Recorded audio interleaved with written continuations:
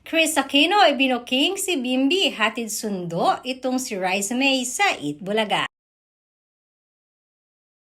Mahigit 10 taon na nga na hindi nagkita ang noon pa man ay pinagmamatch na sina Bimby at Raisa May.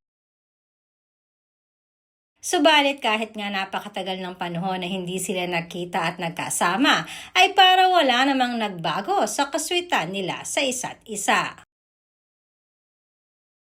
Lalo na nga ngayon na mas lalo pa di umanong naging expressive si Bimby kay Raisa May. Bagay na marami rin na nakapansin sa mga co-host at kasamahan nila sa Eat Bulaga. Kaya naman palagi na lamang trending ang dalawa sa noontime show. Marami rin na nagkukomento ng mga netizens sa napakaganda di umano ng pundasyon ng pagsisimula na Bimby at Raisa.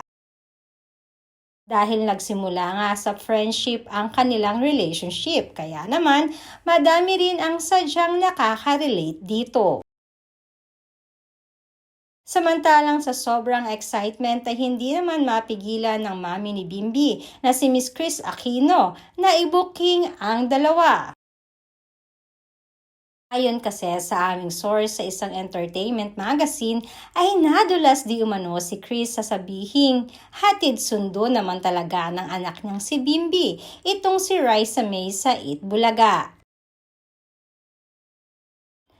Sabay bawi kung totoo naman di umano ito, ay wala naman di umanong masama dahil parehas namang single ang dalawa.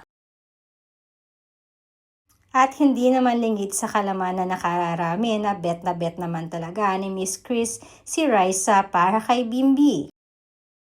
Sabi nga niya, happy lang di umano, dapat ang dalawa.